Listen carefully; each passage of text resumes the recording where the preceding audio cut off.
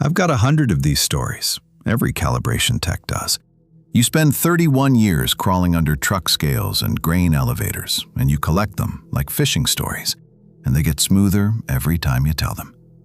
The one I tell at conferences is about a grain elevator outside Grand Island. Scale was logging a phantom half-ton every Tuesday, same time, regular as a heartbeat. Manager was convinced the thing was possessed.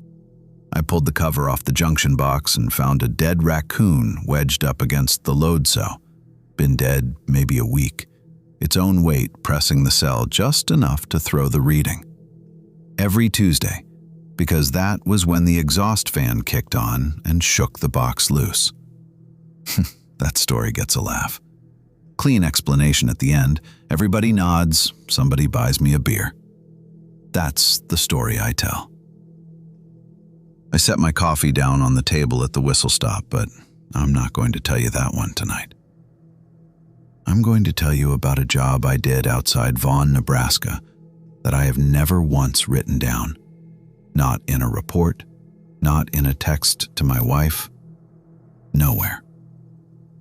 The number 41 still keeps me up some nights. I'm not going to tell you why yet. I want you to get there the way I did. It was late August, a Tuesday, and I'd driven 2 hours west out of Kearney with the windows down because my truck's air conditioning has never worked right and I've never bothered fixing it. Work order said routine DOT recertification, Meridian Freight Terminal, 3 miles west of town. The terminal was one cinder block building sitting next to 100 feet of in-ground truck scale, gravel lot around it wide and empty. A row of grain silos gone rust orange standing off to the side like nobody'd painted them since Carter was president. Middle of nowhere. The wind never really stops there. A man was waiting by the gate when I pulled in, heavy-set, thinning hair, a high-vis vest over a flannel shirt even though it was already 80 degrees. He didn't look at me so much as look near me. "You the scale man?" he said. Not really a question. "Jose Collins," I said and held out my hand. He didn't take it, just held out a key. "Scale's reading wrong," he said. "We need the DOT cert or we lose the license." I asked if he wanted to walk me through the binder first. "Binder's on the desk," he said. "I got somewhere to be." I got somewhere to be. He was already turning back toward his truck when he said it, and by the time I opened my mouth to ask his name, he was in the cab with the door shut. I got it off the gate log later. Grayson Yang, night manager. I never did shake his hand. The scale house was hot enough to make you sweat standing still. Window unit was dead, hadn't run in who knows how long, and the air inside smelled like machine oil and paper that had been sitting in that heat for years.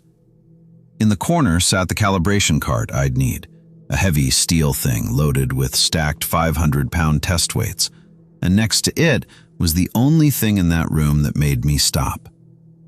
The interior door had a steel crossbar welded onto brackets on the inside. I've been in a lot of scale houses. I've never seen one built so a man could barricade himself in from the inside. I told myself it was for security. Cash box, maybe? The binder was on the desk, right where he'd said, and it went back 19 years.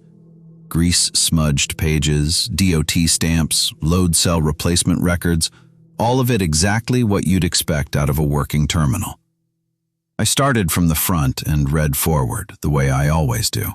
And somewhere in the routine log columns I found something that wasn't routine at all. An automatic entry. Same on every page. A label. Canary. A weight of 41.0 pounds and a timestamp of 3:12 in the morning. Every night. Every single page for 19 years. Including nights the log itself noted the terminal closed and the lot empty for Thanksgiving, for Christmas, for the 4th of July. 3 different men had written something next to it over the years. The first was in neat block print. "Do not stand on the plate when canary weighs in." Second one, cramped little cursive, same warning in different words. Third was just initials, VH, in handwriting that looked like it had been written by somebody's hand shaking, and he'd underlined the warning 4 times and added a line below it in all capitals. It only comes up. It never comes back down. Watch the return to zero. Taped behind the back cover was an index card. 10 digits, Nebraska area code, and 1 word above the number. Ames. I set the card next to the binder and told myself it was a stuck sensor, a software loop, or somebody's idea of a joke that got copied forward year after year. I photographed the pages for my file and got to work, because that's the job, whatever else is sitting in a 3-ring binder on the desk. The certification itself went the way certifications go. I drove that loaded card across the plate in measured passes, checked the readout against the known weight at every stop, and the scale tracked it dead on, every number inside tolerance.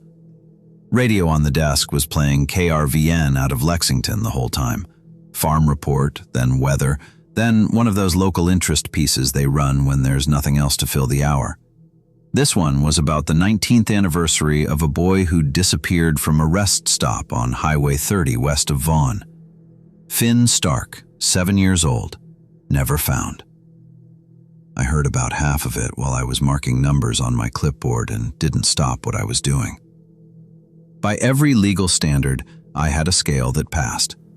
I rolled the card off the plate and looked at the readout, expecting the clean 0 you're supposed to get on an empty scale. It read 0.6. I waited. It went to 1.1. Nothing on the plate. I checked the load cells myself, walked the whole pit visually. No debris, no water, nothing dead wedged anywhere the way that raccoon had been. I power cycled the indicator and it dropped back to 0.0, clean, the way it should. 4 minutes later, it was climbing again. 0.6, 0.9, 1.4. I can't certify a scale that won't return to 0. I picked up the index card. Ames, and the number under it. I dialed it standing at the desk with the binder still open in front of me, and it rang 3 times before I figured nobody was going to pick up, and then it connected on the 4th. An old man's voice came on the line. And I told him who I was. Jose Collins, calibration tech, out at the Meridian Freight Terminal in Vaughn. There was a silence on the other end that went on long enough I checked the phone to see if the call had dropped. Then he said, "Get in your truck and go. Now."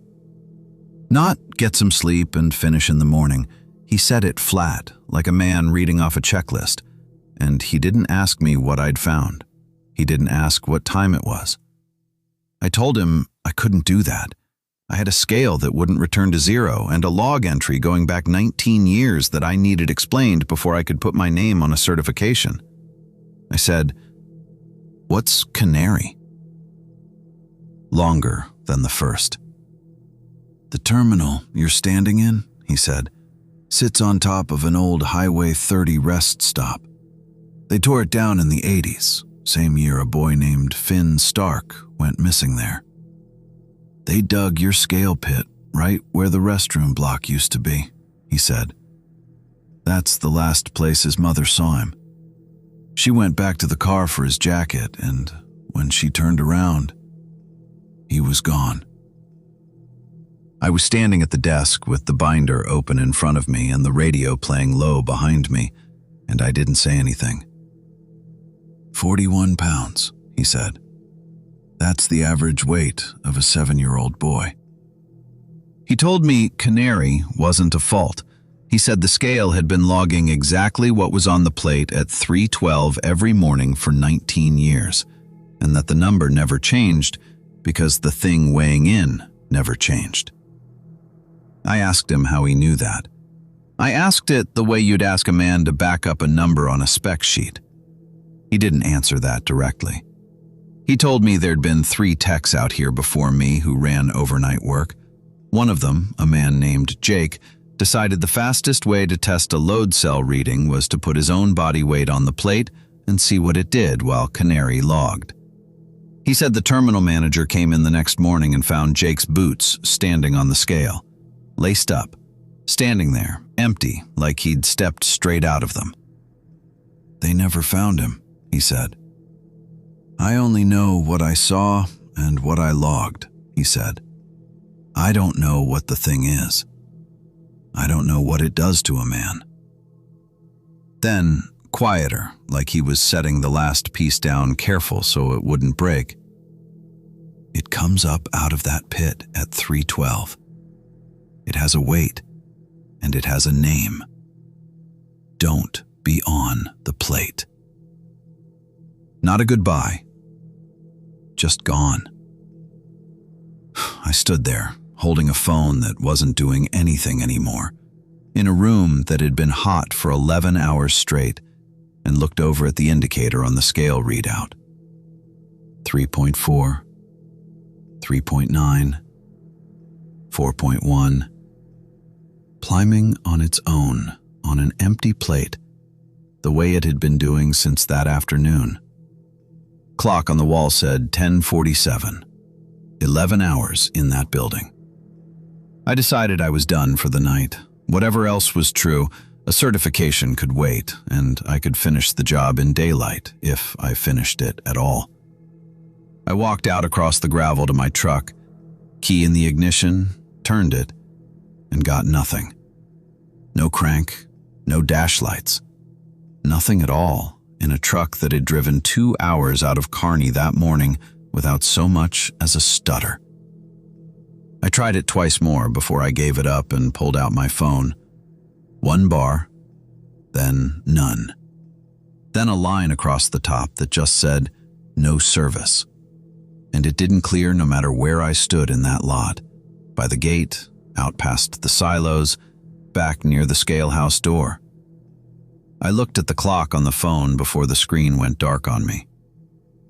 3:01 in the morning. I stood there in the gravel a second doing the math on that because it didn't work. I'd been trying to leave for what felt like 10 minutes, 15 at the most. It had been better than 4 hours. The scale house was the only thing with walls for 100 feet in any direction, so I went back in. The binder was open on the desk to the Canary page. I hadn't left it that way. I know I closed it. Under the last printed line, below where the automatic entries stopped for the day, somebody had written a new line in wet grease pencil. The letters were blocky and leaned backward a little, the way a kid's printing does before a teacher straightens it out for him. Arthur. I stood there and read it twice, like reading it again would make it say something else. Then I looked at the corner of the room, at the cart I had rolled the test weights on, stacked the way I always stack them after a run, heaviest on the bottom, smallest on top, so the cart doesn't tip if somebody bumps it in the dark. The weights weren't on the cart anymore. They were on the floor. Somebody had laid them out flat, one after another, into letters. J-O-S-E. The radio clicked on behind me. I'd switched it off myself that afternoon, right after the news piece ended, because I don't like a radio running while I'm trying to hear a load cell settle. It came on now under a hiss of static. No station, no farm report, no weather. Just a small voice, thin as a kid's, coming through that static over and over. 41, 41, 41. I stood there and understood it the way you understand a number on a readout. It had known I was there since the first pass of that cart across the plate that afternoon.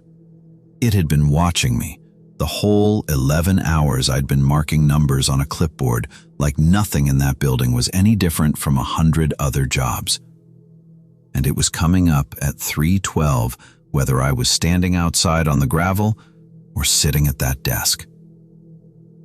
The door was steel, built to swing out, the kind of door you put on a building where the money's kept. I looked at the crossbar welded onto the brackets on the inside. The one I'd told myself that morning was for a cash box. I picked it up and dropped it into place. The radio kept going, static and all, counting 41, 41, 41. And I stood there in that locked room at 3:01 in the morning and listened to it. 4 minutes. I sat with my back against the wall and my eyes on the clock and counted them, because counting is a thing you can do with your hands still, and your mind gone somewhere else entirely. At 3:09, the yard lights went out. All of them at once, no flicker first, just gone. And the window went from gray to black except for the green wash off the indicator display behind me. I didn't turn around to look at the number yet. I looked out the window at the plate because the plate was the thing I could still see, faint in whatever light was left over from the highway 3 miles off. Empty. Bare steel, same as it had been all day. The indicator started climbing behind me, and I heard it before I turned to read it. 41.0. 41.0. 41.0. I made myself watch the numbers instead of the window, because a number is a number, and I have spent 31 years trusting numbers over the things a man tells himself in the dark. 41.0. 41.0. Then 41.0, and it stopped there and held, steady as a scale that's got 500 pounds sitting dead center on it. Nothing was on that plate. I'd have bet my license on it. That was when I heard the feet, wet, bare, coming across the gravel from the direction of the pit hatch outside. Slow, each step landing separate from the one before it, with a gap between them that wasn't a grown man's stride. It was a kid's spacing. I know a kid's spacing because I raised one.